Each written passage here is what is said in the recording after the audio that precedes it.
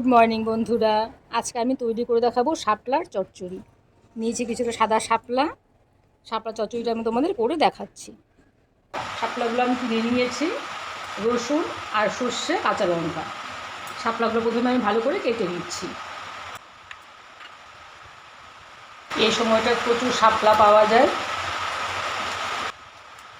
শাপলা খেতেও ভীষণ সুস্বাদু, খাওয়াটাও অনেকটা উপকারী।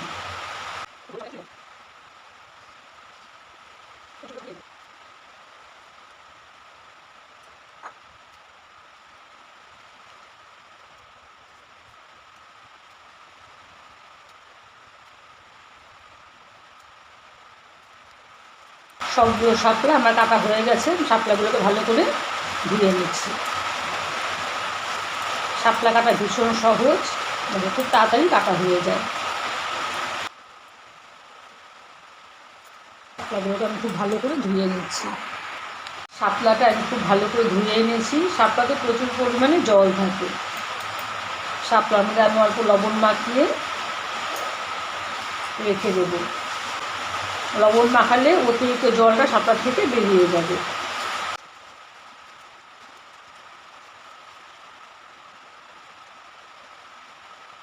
অতিরিক্ত জলটা এক পাশে বেরিয়ে যাবে। সর্ষে আর কাঁচা লঙ্কাটা আমি একটু ভালো করে পেস্ট করে নিয়ে আসছি। সর্ষে কাঁচা লঙ্কাটা আমি ভালো করে পেস্ট করে নিয়েছি। রসুনটা আমি ভালো করে থেতো করে নিয়েছি। শাপলাতে লবণ মাখাতে শাপলাটা অনেক নরম হয়ে গেছে, আর প্রচুর জলও বেরিয়েছে। দেখো কত জল বেরিয়েছে শাপলা থেকে। শাপলাটা খুব ভালো করে জল থেকে একটু ভালো করে নিংড়ে নিতে হবে।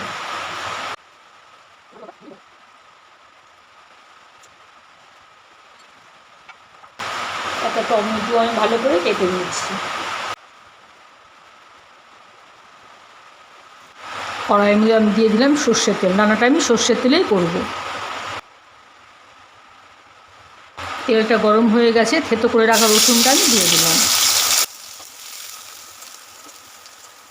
রসুনটা একটু ভালো করে ভেজে নেব, যাতে রসুনের কাঁচা গন্ধটা না থাকে।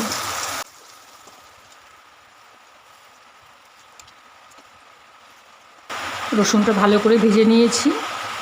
টমেটোটা আমি দিয়ে দিলাম। খুবই সামান্য পরিমাণে নুন দিতে হবে, আর নুন দিয়ে ভালো করে শাপলাটাকে মেখে রেখেছিলাম। শাপলাটাকেও আমি দিয়ে দিচ্ছি।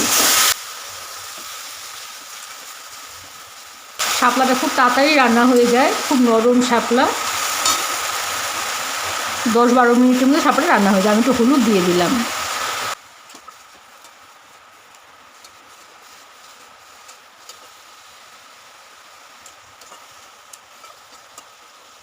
শাপলাটাকে আমি 2-3 মিনিটের জন্য ঢেকে রেখে দেব। 2-3 মিনিট পর ঢাকাটা খুলে দেখি, শাপলাটা অনেকটাই সেদ্ধ হয়ে এসেছে।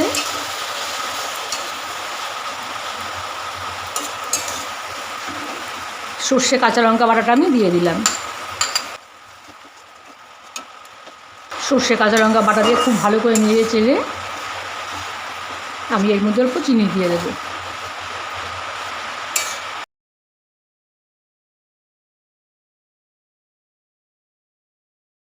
শাপলাটা রান্না আমার হয়ে এসেছে। শাপলাটাকে আমি নামিয়ে নিচ্ছি। শাপলাটা আমার রান্না হয়ে গেছে।